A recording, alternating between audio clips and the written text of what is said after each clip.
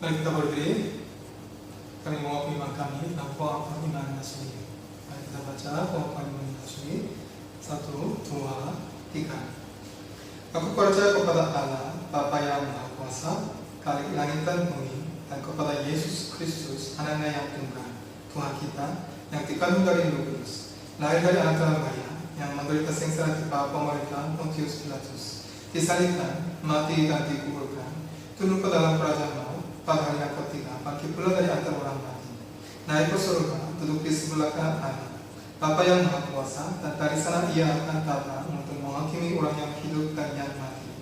Aku percaya kepada Roh Kudus, gereja yang kudus dan am, persekutuan orang kudus, pengampunan dosa, kebangkitan tubuh, dan hidupnya kekal. Amin.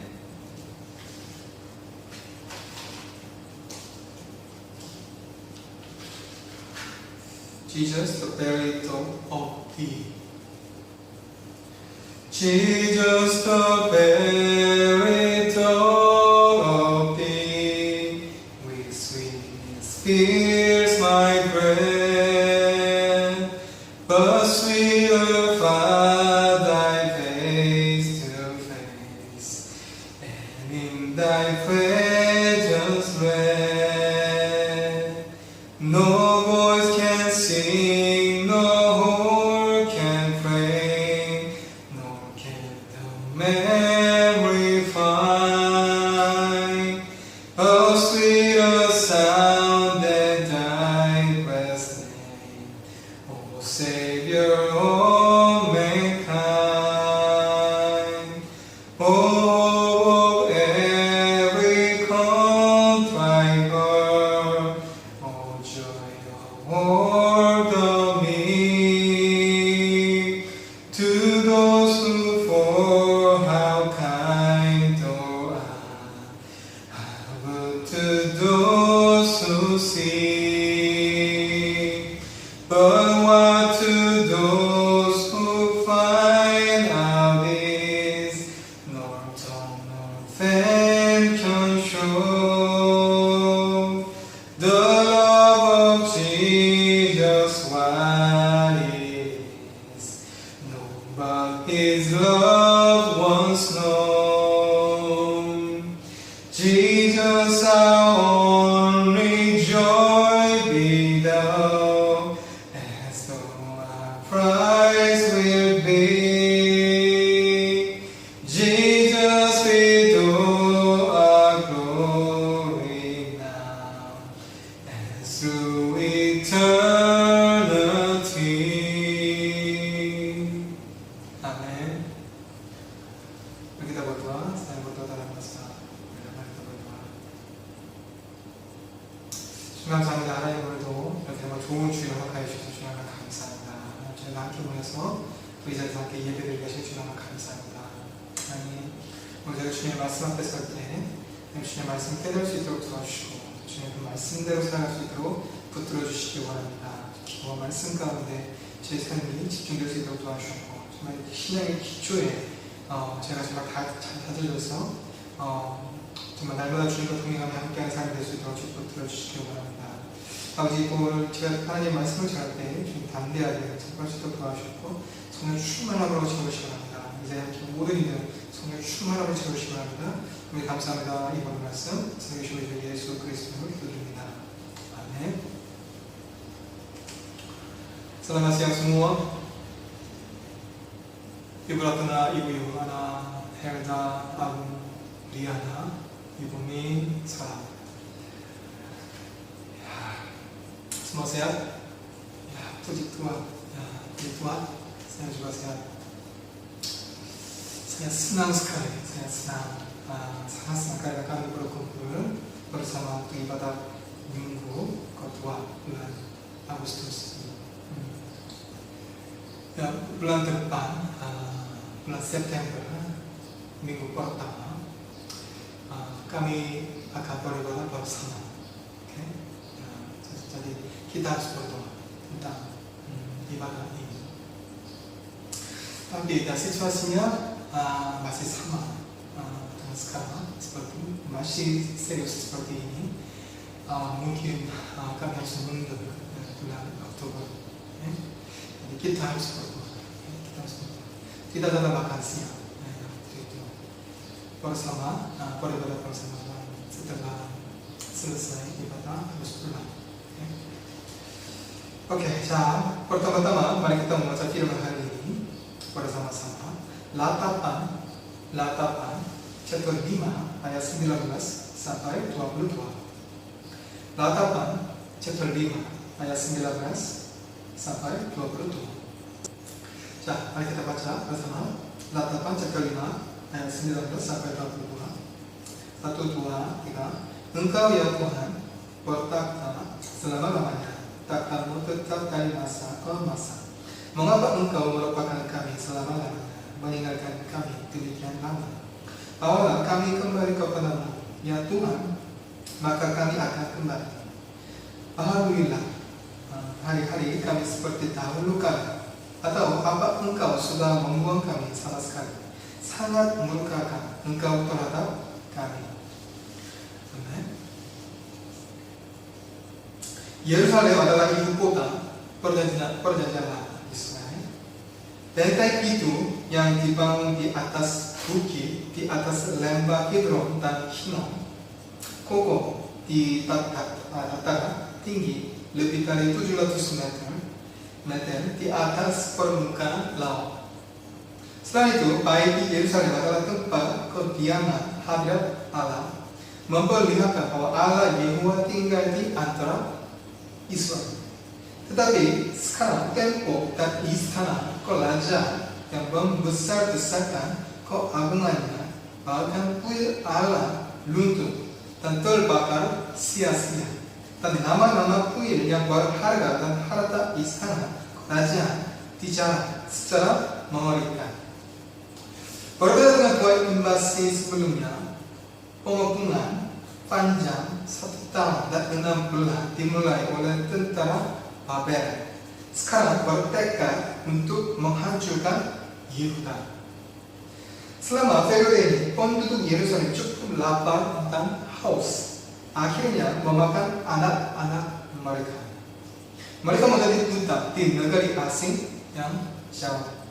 Bahkan jika mereka diizinkan untuk tetap tinggal di tanah Israel, mereka tidak bisa lepas dari penjarahan dan pemerkosaan.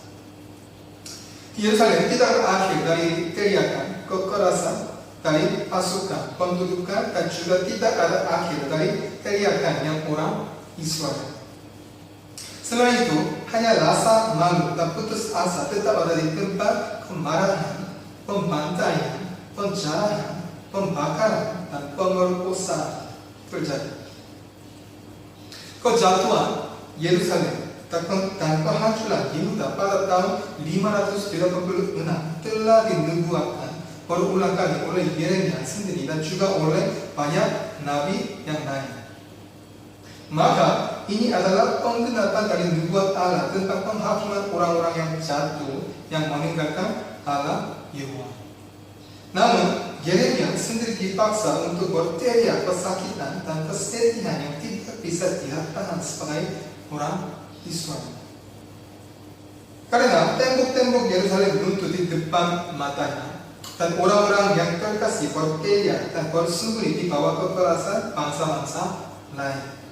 Jadi di bagian pertama dari ratapan, keputus asa orang-orang tumpah karena kejutan dari bencana yang menghancurkan. Juga ada kesedihan yang berulang dan permohonan yang memilukan, yang sulit tentang ketakutan akan pembantaian dan penjarahan yang ekstrim. Namun Yeremia tidak hanya tinggal dalam kondisi kesedihan dan keputusasaan. Ia adalah orang pada masa itu yang memiliki iman absolut kepada Yehuwa dan seorang nabi yang ditugaskan oleh Allah. Yeremia menyadari bahwa pemerintahan saat ini adalah pengadilan yang adil atas kejahatan yang mereka tidak taat kepada Yehuwa di masa lalu. Yeremia juga tidak kehilangan harapan bahwa akan mungkin untuk mengembalikan berkat umat Allah sekali lagi dengan kembali ke Yehuwa dan mengakui dosa-dosa mereka secara menyeluruh dan bertobat. Karena itu Yeremia berdua untuk pengampunan orang Israel yang sekarang diturunkan ke situasi putus asa yang tampaknya tidak dapat lagi dipulihkan. Dan bagi orang Israel, Yeremia dengan berani menyatakan iman dan harapan untuk masa depan. Yaitu pada masa depan orang Israel akan diberkati bahwa nama Yehuwa tidak akan lenyap selamanya dan akhirnya akan dikembalikan kemuliaan dan berkat lagi. Karena itu ada dua isi dasar dalam kitab Latapan. Pertama, ada kesedihan dan permohonan atas penderitaan yang harus dialami orang Israel dengan seluruh tubuh mereka di bawah hukuman yang keras dari Yehuwa. Di sisi lain, terlepas dari itu ada harapan dan permohonan untuk pemulihan orang-orang berdasarkan iman absolut terhadap kasih dan janji-janji Yehuwa. Kedua, elemen ini diekspresikan secara bergantian dalam penampilan bergantian. Bahkan ketika muncul kesedihan dan permohonan yang sengit, ada iman dan harapan yang tak tergoyahkan bagi Yehuwa. Bahkan ketika mengakui harapan dan iman bagi Yehuwa, ada rasa sakit yang tak terkendali di balik penghakiman ketat Yehuwa yang sulit bagi manusia untuk bertahan. Memang dua unsur kesedihan dan harapan serta permohonan ini adalah dua motif yang sederhana dan jelas. Dan keduanya benar-benar terjerat sehingga mereka tidak dapat dipisahkan satu sama lain di bagian pertama buku ini. Menggigit ekor ke ekor dan muncul dengan kasar dan penuh semangat. Inilah kunci dan titik kunci kitab Latapan.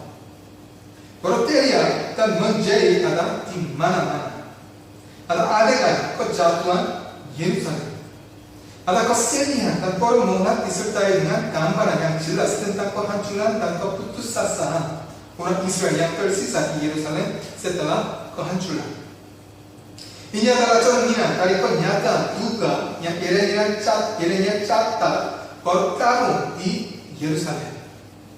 Di sisi lain, di tengah-tengah ini itu adalah cerminan dari kebesaran kepribadian iman Yeremia. Karena ia menyatakan harapan dan visi bahwa pemulihan pasti akan dipenuhi dalam kasih dan janji Yehuwa. Pada saat Yerusalem baru saja runtuh, janji pemulihan orang-orang terpilih tidak dapat bermimpi. Ini bukan sesuatu yang bisa terjadi ketika dia masih hidup di dunia ini. Namun demikian, Yeremia percaya, berlindungkan dan dengan berani menyatakannya atas dasar persekutuan yang intim dengan Allah dan kepercayaan yang mendalam kepada Allah. Kitab Latapan ini membutuhkan kekuatan, kepekaan rohani dan empati yang sama sekali kepada pembaca. Bahkan orang yang lain sulit berempati dengan penderitaan dibandingkan dengan orang di tengah rasa sakit. Khususnya tidak seperti zaman modern. Kengerian dan rasa malu bahwa kelompok-kelompok perang yang dikalahkan oleh para penagih adalah sangat mencengangkan. Karena itu, untuk memahami dengan jelas penderitaan dan keputusasaan dari orang-orang pilihan yang putus asa yang digambarkan di mana-mana, perlu memiliki pikiran terbuka dan pemikiran yang mendalam. Jadi kita membutuhkan pemahaman teks yang tepat ketika membaca kitab Latapan. Dan lebih jauh lagi, Latapan menuntut refleksi yang lebih dalam untuk bersimpati dengan hati Yeremia, konfliknya, dan penderitaannya. Ini bukan tugas yang mudah. Agar siapapun dapat benar-benar memahami buku ini, perlu berfokus pada iman yang Yeremia perlihatkan dalam bidang tragedi tragis. Ini hanya berfokus pada Yehuwa sendiri. Ia hanya berfokus pada Yehuwa sendiri. Ketika kita memahaminya, kita mendapatkan mata untuk membaca buku ini dengan benar. Dan mulai dari sana, kita akan berada di jalan yang bergabung dengan iman dan harapan Yeremia. Iman dan harapan yang tidak pernah kehilangan. bahkan dalam menghadapi kesulitan yang ekstrim dan keputusasaan yang realistis. Ketika kita benar-benar berempati dengan hal ini, kita akan dapat berdiri teguh dalam barisan orang-orang beriman yang tidak akan pernah goyah dalam menghadapi krisis, kesulitan, atau keputusasaan. Mereka pesan Yeremia dapat dibagi menjadi 5 kategori. Seperti berikut. Pertama, kepastian. Dua, penghakiman dan pemenuhan peringatan Allah. Pertama, buku ini menunjukkan bahwa nubuat dan peringatan akan penghakiman yang diberikan oleh Allah melalui para nabinya yang sejati, khususnya Yeremia, jelas dipenuhi dalam kenyataan. Yang kedua adalah ketatnya hukuman Tuhan atas kejahatan manusia. Salah satu hal yang pasti mengejutkan saya ketika saya membaca buku ini adalah kenyataan bahwa hukuman Tuhan sangat mengerikan bagi mereka yang telah berdosa. Yang ketiga adalah hamba Tuhan, pemimpin bertobat dan menjamin cinta Tuhan. Dalam buku ini permohonan Yeremia yang sungguh-sungguh kepada Tuhan ditemukan, serta keheranan dan kesedihan yang berasal dari situs penghancuran dan pembantaian Yerusalem. Meskipun orang-orang menolak pesan penghakiman Yeremia dan bahkan mencoba membunuhnya, Yeremia bertobat atas nama mereka dan berdoa untuk keselamatan mereka. Yang keempat adalah rahmat dan kasih Allah yang tak berubah meskipun ada hukuman sementara. Manusia lemah dan mudah putus asa dengan kenyataan yang kasat mata dan mudah menyalahkan Tuhan dalam penderitaan. Namun yang mengejutkan, Yeremia berdoa supaya Yehova mengakhiri tindakan pendisiplinan dan memulai penghakiman bagi bangsa-bangsa lain pada masa depan, bahkan di tengah-tengah reruntuhan, murukan dan penghakiman Allah. Kelima adalah kebesaran iman yang menuju pada harapan selama kehancuran dan keputusasaan. Yeremia dengan rendah hati mengakui bahwa penyebab penderitaannya adalah karena kejahatan umatnya. Bukannya tenggelam dalam kenyataan di tengah-tengah keadaan penderitaan yang belum pernah terjadi sebelumnya. Namun aspek yang lebih besar dari iman Yeremia adalah bahwa ia tidak frustrasi dalam situasi ini. Sebaliknya, ia berharap menemukan cahaya harapan di luarnya, yaitu Tuhan. Khususnya artikel kelima ini adalah karena Nabi Yeremia mengetahui secara mendalam tentang belas kasih dan kasih Allah yang tidak berubah. Jadi Yeremia dapat melihat masa depan, pemulihan bahkan di bidang kehancuran. Dia memiliki mata rohani untuk melihat bahwa ada kasih yang melampaui penghakiman keadilan Allah. Faktanya, Yeremia dapat berjalan diam-diam di jalan seorang nabi seperti ladang yang berduri selama lebih dari 50 tahun karena imannya yang kuat kepada Yehova yang menyinari cahaya harapan bahkan dalam keputusasaan. Semakin berat kegelapan, semakin terang cahaya bintang di langit.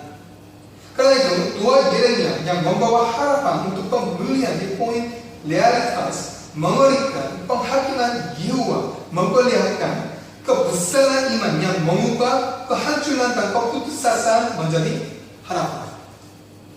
Seperti Yeremia, ketika kita memiliki kepercayaan pada Tuhan, kita dapat memiliki harapan besar di luar situasi ketika ada kesulitan dalam perjalanan hidup kita. Memang dalam Allah Yehova tidak pernah ada keputusasaan dan kekalahan. Di tengah-tengah latar belakang ini, firman hari ini dimulai sebagai berikut. Ayat 19. Engkau ya Tuhan bertakhta selama-lamanya, takhtamu tetap dari masa ke masa. Pertama ayat ini menekankan Allah sebagai objek doa dengan memanggil nama Yehova. Di bagian kedua dari teks ini, kuasa Allah ditekankan dengan merujuk pada tahta Tuhan. Tahta Tuhan dalam teks dapat dilihat sebagai melambangkan kekuatan dan kuasa Allah yang adalah pencipta dan penguasa Raja yang maha kuasa di dunia ini.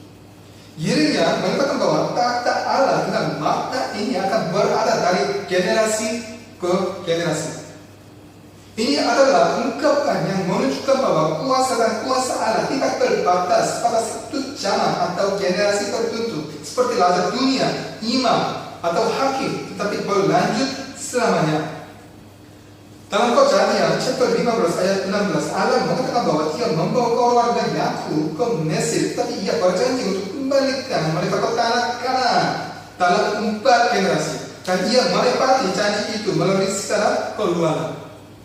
Juga Yeremia chapter 32 ayat 44, Tuhan mengatakan bahwa bangsa Yehuda akan dihancurkan, tapi berjanji bahwa jika mereka bertobat dan berbalik, Tuhan akan membawa mereka kembali ke tanah yang dijanjikan setelah beberapa generasi. Hasilnya ini dilakukan seperti yang Tuhan katakan. Tuhan membuat Anda menunggu berkah yang Tuhan janjikan, tetapi ketika Anda mencapai titik yang Tuhan tetapkan, Dia memberikan itu. Dia juga mengatur pada waktu-waktu tertentu, tetapi memberikan setelah beberapa generasi yang ditunjuk. Yeremia percaya pada belas kasihan dan kesetiaan Allah, jadi ia dengan kuat percaya pada janji-janjinya. Dengan demikian, sekarang Yerusalem digulingkan dan Yehuda dihancurkan, tetapi ia mengakui keyakinannya bahwa Allah akan memulihkan bangsa Yehuda pada waktu yang ditentukan. Apa yang begitu penting bagi Yeremia adalah kita melihat situasi sengsara yang dialami melalui invasi yang dominasi Babel pada zamannya, tetapi untuk memandang kepada Allah yang menjalankan kekuasaan, dan kekuasaan tidak hanya dalam satu generasi, tetapi dalam semua generasi. Kita mengatakan ayat 20, mengapa engkau merupakan kami selama-lamanya meninggalkan kami demikian lama?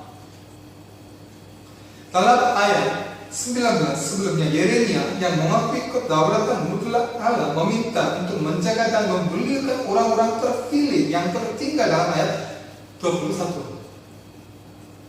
Pertama-tama 20 dan 21. Pertama-tama ayat ini menggunakan pertanyaan untuk menekankan kesedihan karena Tuhan meninggalkan orang-orang pilihan. Dan dalam ayat 21, kata kerja infratif digunakan 2 kali untuk meminta pemulihan Yehuda. Dalam ayat ini, Yeremia bertanya kepada Tuhan, tapi dia sudah tahu kehendak Tuhan. Yeremia menerima wahyu Allah dan tahu bahwa Yehuda dihancurkan di Babel karena kejahatan, tetapi ia akan dipulih ketika waktu yang ditentukan Allah datang. Namun demikian, penggunaan ungkapan mengapa engkau merupakan kami dan meninggalkan kami demikian lama ini dimaksudkan untuk menekankan fakta bahwa siksaan yang mereka alami begitu hebat dan bahwa masa itu terasa seperti keabadian. Pada saat yang sama itu juga merupakan ekspresi yang meminta kepada Tuhan. Dengan kata lain, Yeremia meminta kepada Tuhan tidak meninggalkan bangsa Israel terlalu lama dan juga meminta untuk memulihkan bangsa Israel dengan cepat. Pada chapter 4 ayat 4 dan 10, Yeremia menggambarkan situasi mengerikan saat itu sebagai berikut. Lidah bayi melekat pada langit karena haus, kanak-kanak meminta lebih, tetapi tak seorang pun yang membeli. Dengan tangan sendiri wanita yang lemah lembut memasak kanak-kanak mereka untuk makanan mereka. Tak kalah luntur peteri bangsaku. Yeremia tidak dapat menanggung pemandangan yang mengerikan seperti itu. Itulah sebabnya Yeremia berdoa bahwa Tuhan menginginkan hari penghakiman ini berlalu sesegera. Kita mengatakan ayat 21, bawalah kami kembali kepadamu ya Tuhan, maka kami akan kembali. Alhamdulillah, hari-hari kami seperti dahulu kala. Bagian pertama dari ayat ini mengatakan bahwa orang-orang Yehuda dapat kembali ke kerajaan Allah hanya jika Allah mengembalikan orang-orang Yahudi. Ini terkait dengan ayat 20 yang mencari belas kasihan Allah. Selain arti harfiah bahwa bawalah kami kembali, itu berarti bahwa komunitas perjanjian bertobat dan berbalik dari jalan melakukan kejahatan untuk menjalani kehidupan yang menyenangkan Allah. Kata lain, Yeremia menggunakan kata ini 2 kali dalam ayat ini untuk menekankan bahwa belas kasihan Allah akan menimpa rakyat Yehuda ketika mereka bertobat dari dosa-dosa mereka. Akan tetapi pada waktu itu Yerusalem dihakimi oleh Allah dan kota serta kuil dihancurkan dan orang-orang mati kelaparan karena tidak ada makanan. Yeremia mengakui bahwa tidak ada kuasa atau kuasa yang tersisa untuk bertobat bagi orang-orang Yehuda ini. Jadi pada paruh pertama ayat ini Yeremia berdoa agar mendapat kekuatan untuk bertobat. Kekuatan untuk bertobat. Dan doa Yeremia tidak hanya meminta untuk melarikan diri dari penderitaan fisik yang menderita. Yeremia ingin agar orang-orang Yehuda melarikan diri dari keadaan menghimpirkan saat ini dan menjalani kehidupan yang baik lagi. Lebih jauh, istilah ini digunakan untuk sungguh-sungguh berhasil untuk dipelihara ke komunitas pada saat penciptaan Exodus dan Daud yang sepenuhnya menerima pemeliharaan Allah dan diperintah oleh hukum Allah. Kita mengatakan ayat 22. Atau apa engkau sudah membuang kami sama sekali, sangat murkakah engkau terhadap kami? Yeremia berdoa kepada Tuhan untuk pemulihan orang-orang terpilih dalam ayat 20 dan 21. Namun isi terakhir dari buku ini, ayat ini mengatakan bahwa Allah marah dan meninggalkan orang-orang Yehuda. Ini bukan saja tidak cocok dengan ayat 20 dan 21 sebelumnya, tetapi juga terlalu negatif untuk kesimpulan sebuah buku. Ini karena sifat buku atau seluruh konten. Buku ini adalah puisi yang menyanyikan kesedihan dan puisi harapan menyingkirkan dari orang-orang terpilih dalam situasi kehancuran Yerusalem dengan penghakiman Yehuda. Hal ini juga tentang mengeluh tentang penderitaan kekalahan rakyat dan meminta pemulihan.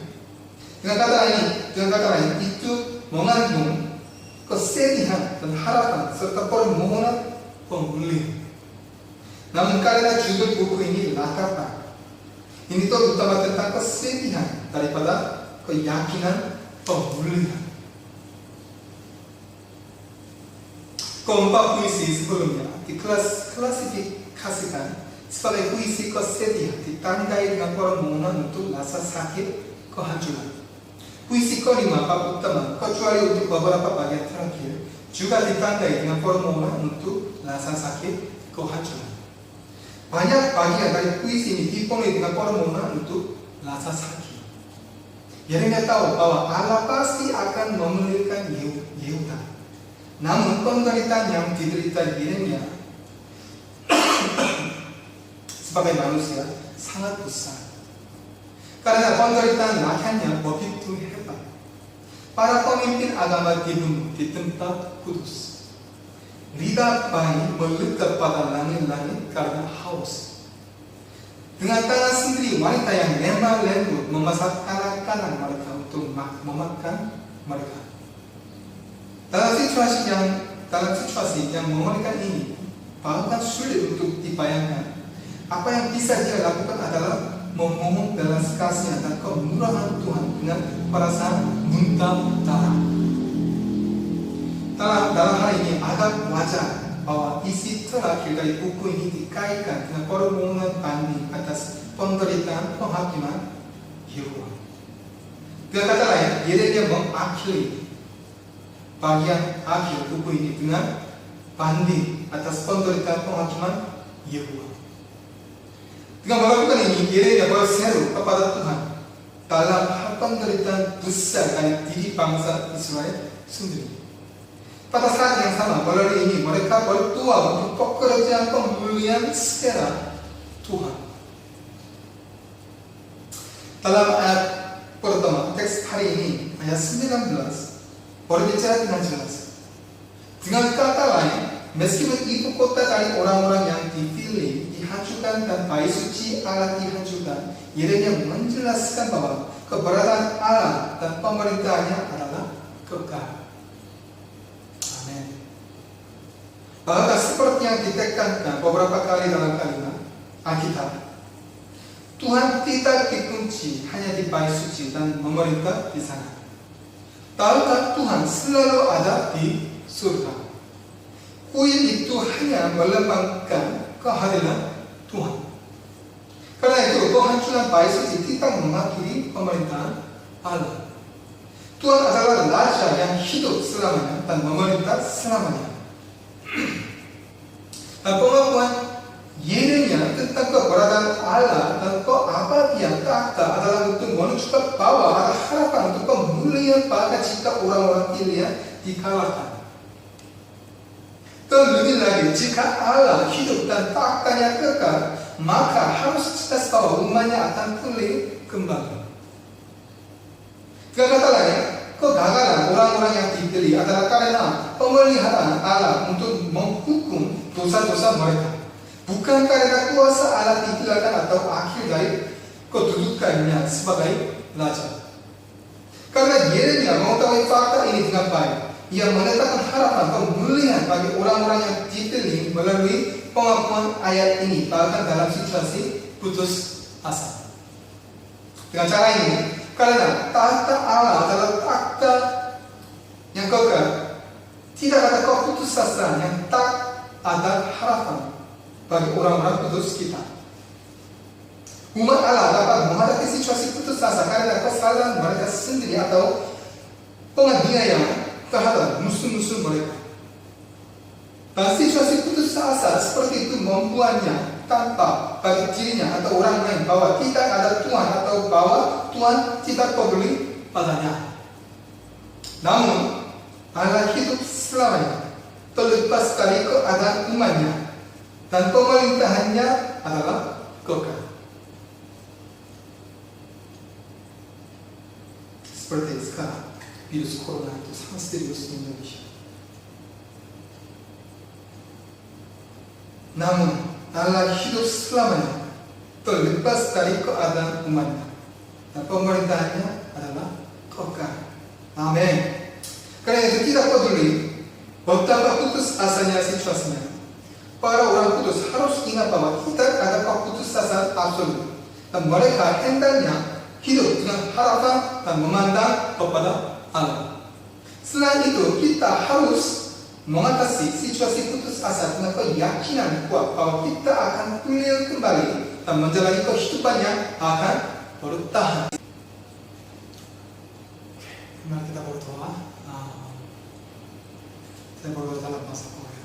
Mari kita berdoa. 주님 감사합니다. 하나님 오늘 이렇게 또 저희 말씀 주셔서 감사합니다. 정말 너무나 절망적이고 어려운 상황 가운데서 하나님께 기도하고 외쳤던 예레미야 같은 것도 저희가 주시려고 합니다. 상황을 보면 너무나 절망적이지만 그 가운데서 주님을 신뢰하고 주님을 의지하고 상황 너머를 바라보는 예레미야 같은 믿음을 저희가 소유하기 원합니다. 아버지 들어주셔서 이 코로나가 너무 어렵고 모든 것이 절망적이고 어려운 상황 가운데서 이 상황을 바라보는 것이 아니라 이 상황 너머를 저희가 바라볼 수 있는 믿음의 눈을 가질 수 있도록 저희도 들어주셔서 아버지 감사합니다. 늘 저희와 함께 해주셔서 감사합니다. 이 모든 말씀 사랑하신 우리 주 예수 그리스도로 기도드립니다. 아멘. pengumuman. Karena virus corona untuk saat ini kami beribadah melalui YouTube seperti ini. Seperti yang telah kita ketahui, kami sekarang berdoa bulan September minggu pertama kami akan beribadah bersama. Ya, kita harus berdoa tentang ini. Ya. Berdoalah dunia dan Indonesia dipulih dengan cepat.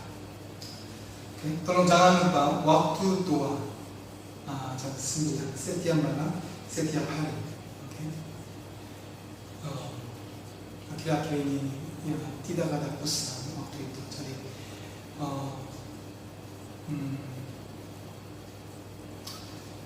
saya berharap, oke, tidak perlu bicara kata yang panjang, hanya amin, oke, kapanpun, ya,